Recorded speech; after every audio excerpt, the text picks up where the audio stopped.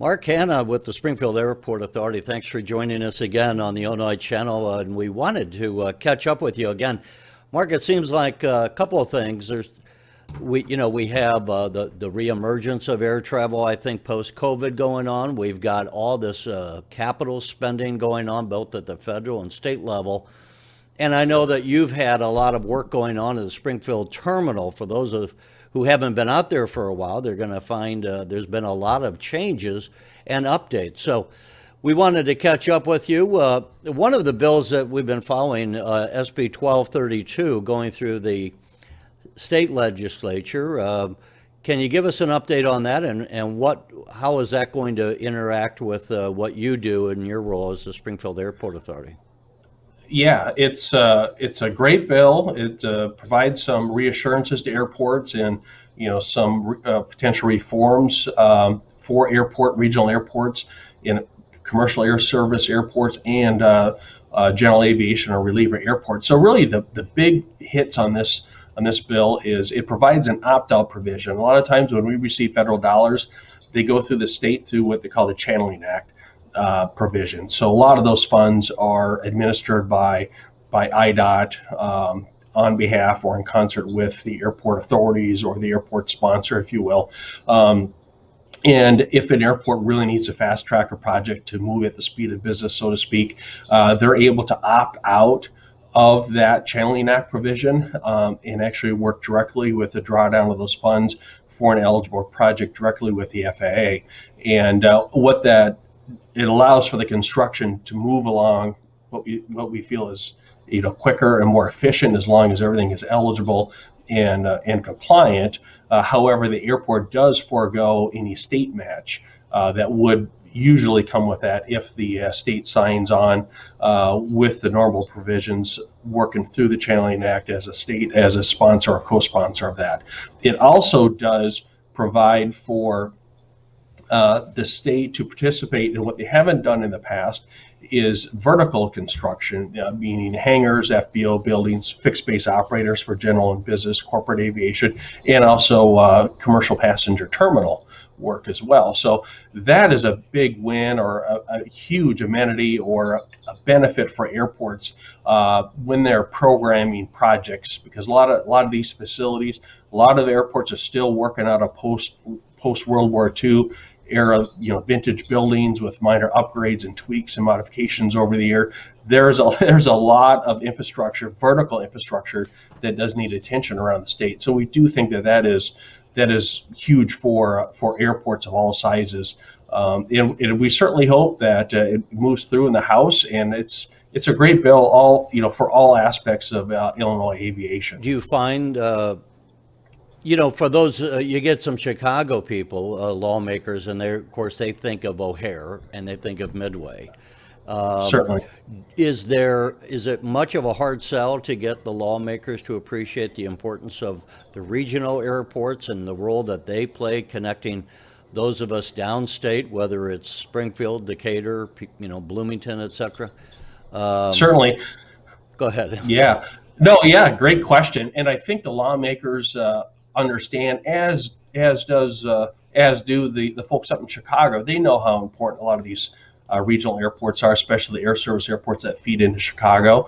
They want their customers to have a seamless and a positive experience as they move to and through Chicago on whatever airlines may be connecting downstate. And certainly the group of airports that have been making this effort come to this point right now through the House and waiting for this to move through and get consideration in the House. The Chicago Department of Aviation has also been monitoring and has been supportive of this as well. So we certainly hope that will bring the upstate and downstate community of airports together, as this is a piece of legislation it's a very good fix, and it really takes the state's commitment to its airport and aviation infrastructure to another level. And I recently went out to the Springfield Airport because I know you're doing a lot of construction. And by the way, before we get to the terminal updates, which are, you're doing a lot of work there. I know you also have the military museum aircraft out there, Mike George, and we're going to be doing an update on that, and I know that as well. So there's a lot of constructions and updating, I should say, going on out there at the airport. Tell us about what you're doing in terms of the terminal and how that's going to facilitate both the business traveler and the tourism out of Springfield. Yeah, absolutely. You talked about tourism and the museum, and Mr. George with the work and the expansion he's doing to the Air Combat Museum. He's taken on another new project with bringing in a P-40, the Warhawk, a World War II classic vintage aircraft that was a predecessor to the P-51 Mustang. So he's just got a lot of good things going on. He talked about tourism. It is one of those things to see when you're in Springfield, to take a look at some of the artifacts and the aircraft he has. The airport itself, the terminal, our terminal complex, we've undergone nearly a 20. We're on the hopefully sunsetting at the very end, close to the end of a nearly $20 million terminal complex modernization and development project. You've seen before, previously we've had discussions about the fixed base operator in the corporate and business terminal that we have. Now we've shifted over to the parking lot and the entrance road in front of the main terminal and the terminal building itself. The terminal building has gone through, 4 to 5 expansions and redevelopment since the mid-90s. So we're still working with the original building envelope. And what you're seeing right now when you come out to the airport is a $7 million project. And we are able to accommodate what we feel will be growth for the next probably 2 decades. The biggest driver of this project was to really create the proper space for the Transportation Security Administration to properly operate now in what we think is ordinary time post 9/11. In the past, the TSA has operated out of a vestibule, entrance vestibule as an office, in somewhat of ad hoc fashion. Whenever they would bring in a new security gadget or gizmo, it'd be another 100 square feet that would consume the security lounge. Now we're able to provide a deliberately designed, a standardized design for the checkpoint. And it's going to create more space for the security lounge. It will be more comfortable for passengers, especially as the terminal swells when we have multiple flights at one time, especially when, for example, Allegiant flies in and they're flying at near capacity with 180-seat aircraft. So that's going to be a very nice amenity for the passengers. The flow, the traffic through the terminal and into the security checkpoint will be much more, will be an improvement that we feel that a lot of passengers will come to appreciate. We're also expanding. We're just moving into spaces that were outside spaces, creeping closer to the sidewalk and generating more indoor square footage for the screening lounge. We're also adding bottle filling stations. Post security, people like to bring bottles through, fill with drinking water, and also we're providing a family restroom, nursing room as well inside the screening checkpoint. Also on the outside, we're creating a little bit more seating space. We're updating and providing new ticket counters in the main ticketing lobby, and also the corridor between the main terminal and the baggage claim and the departure area where folks will be picked up post baggage claim or at the car rental stations facilities. That corridor has been widened, and we've actually created a space that's a tribute to our namesake, our 16th President, Abraham Lincoln. This is Abraham Lincoln Capitol Airport, the home of Abraham Lincoln and his family for numerous years prior to his presidency. So we have taken that corridor, we've widened it, and we have a very nice tribute to the 16th president as you work your way to the luggage and the baggage carousel. And we are also working with some local advertisement and media professionals to create a space. We've also been working with the Convention Business Bureau and the Abraham Lincoln Presidential Museum and Library to provide media and pictures, if you will, that we can create a space that people come to appreciate the 16th president and for those that are visiting Springfield, they will know that this is the home. And for if they're in town for business or a conference, it's like another piece of what you talk about, the travel and the tourism industry, that we can highlight. Maybe we can get those folks to stay an extra night or two to enjoy the amenities and the historical places that we have in town that are related to the 16th president. Yeah. So it's a nice feature, and we're happy to see this come to an end, so we can start to show this off. Let me, if I might, I was trying to bring up just while we're talking here. Here we have kind of, I think that you're going to put a statue of Lincoln in this area, if I'm right. And there's kind of a new updated visitor center, which, as you say, when you go back to some of the time over the years, and some of these regional airports, the buildings were kind of like updated Quonset huts from World War II, as you say. And the spending is not just obviously you can see here you're creating jobs, but that also and here's a sign company putting up a new SPI. So when we're doing these updates, we're also getting, and here's I think the new area where you come in, and you can see it's just a lot wider as far as facilitating growth in people moving through the terminal, where when you're dragging your bags and all, you still got plenty of room to pass by each other, and update. The updates will help, I think, everyone moving through. It's already a lot less hectic than going to for me, St. Louis or one of the other cities, or driving all the way to Chicago. Where you're going through the masses. This is an easy in, easy out, and again, one thing I like, there's no parking fee. If I'm going to be gone for 5 days, you can just park for free, which actually saves $50, $60, $70, depending upon how long you're going to be gone. Yeah, absolutely, and it really, with this terminal remodel and modernization, we really wanted to make sure that we highlighted Abraham Lincoln as he is our namesake, but also we wanted to provide a facility that's fitting, commensurate with the size of the community, that really does support operations as a state capital as well. So we're not overbuilding. We designed the project altogether as, let's say, but a $7 million project in the airport terminal facility, and it looks like it may be $50 to $100 million project at the end. It's the fact that we've been able to continue to use, maintain, and modernize our facilities over time, as we've been able to stretch our dollars, and really, so we're at a point in time where we can really make an economical update to modernize and revitalize the existing or the aged buildings. So Mark, we're excited about that. Where are you now on that process? Is it about done, or how much longer will construction go on? We're just in almost the middle of May. Here next week, we're going to be shutting down the checkpoint and actually physically move it into the new space that will allow the contractor to get in and tear down temporary construction walls and complete the finishes on the ceilings and walls.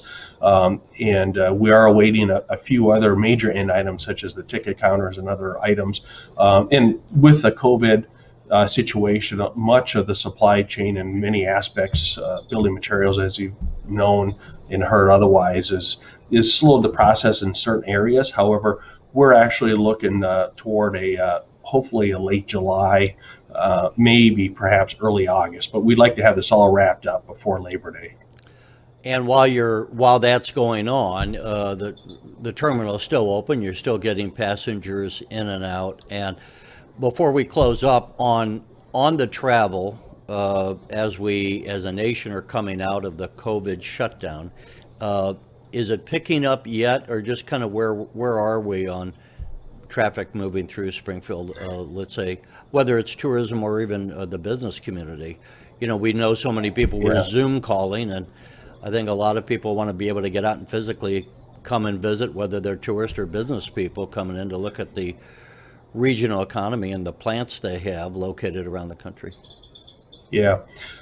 So if you go back a year from now, and you think about where we were as a country in aviation, and in particular, April was the worst month. And so we have our April numbers, and it's almost unreal to be able to say this, but we're up over 1,100% where we were last year at this time. Going back into March, we're up 39% where we were in 2020. If you recall, this really started to hit us the second, third week of March of 2020. So people started canceling flights, and it really it bottomed out. So we have very large increases here in April. However, over April of 2020. However, we are still off the mark of levels of 2019. So moving forward, our goals for 2021 are to continue this trend of nice increases month over month comparing to 2020. However, ultimately, we want to be back at where we were at 2019 level, so we can, grow organically beyond. And we're starting to see some airline executives in the industry say that there's a lot of pent-up business demand. You talk about the Zoom calls and electronic communications. However, there's still a lot of demand, as you say, that people do need to get out, look at their plants and operations, and do sales calls and things of that nature. So some airline executives are starting to forecast potential rebound third quarter of this calendar year of 2021. Some aren't as optimistic. Some are looking at 2022 to 2024 or 2025. So really what we're looking at is we're trying to find a period of time where we have 12 rolling months, not necessarily January to December, but 12 rolling months where we're finding normalcy in travel around the country. And so once we get to a point where we move through 3 or 4 quarters of normal operations, you will really start to see the airlines start to rearrange their routes, because right now they're still shutting down routes. They're still not flying full schedules. However, they are starting to reroute some of their aircraft to between large population centers to more leisure destinations, Florida and the Southeast and the Southwest in places like that. So there's still a lot of unknowns out there, especially as the vaccinations come online. We get a peak of, or we hit a point to where diminishing returns, if you will, or we're at a point to where we're not going to get much more of the population vaccinated. To what percentage of that is still unknown, and to what extent the initial vaccine. Let me ask on that: if you're flying these days, for those of us who haven't yet, do you have to have some proof of vaccination, or what does it take to get on a plane? Nope, you do not. It's just they require the masks. There's been talks of this vaccination passports has been very controversial about showing proof before you can travel or participate in certain activities. That has not come about just yet. But again, on the business travel and the vaccinations, I think there's still more information that needs to come out as far as how long a vaccination is going to protect you, and when and if you're going to need that booster, and at what time intervals. Is it once a year, or is it twice annually, or what have you? So that's still another question that's out there that I believe a lot of the business travel community is still waiting on to help motivate folks to get out and about the country in person. Well, Mark, Hanna, thanks for joining us. This is obviously a critical time, both for Springfield and for the nation, as we reopen our travel, and with all the updates that you are doing in a very timely. That's probably the greatest update to the Springfield terminal and airport facility in, I would imagine, decades. Would I be right on that? Yeah, you're absolutely correct. And I can only say to your viewers across the state, certainly Springfield, we like to encourage people to fly local. It's just as important as dining and shopping local. To all those your viewers across the state, please take a look at your local airport. If it's Rockford, Moline, Peoria, Bloomington, Champaign, Springfield, Marion, Quincy, Decatur, those Belleville, those airports that have service in your local community. I certainly urge you to take a look to fly local, if you will. It does make a difference, and the airlines do watch that data on local travelers. So you can only help yourself and help your community with air service in your local region. Yeah, use it or lose it, right? Absolutely. Mark, Hanna, thanks for joining us on the Illinois Channel. Hey, thank you, Terry, and you have a great day.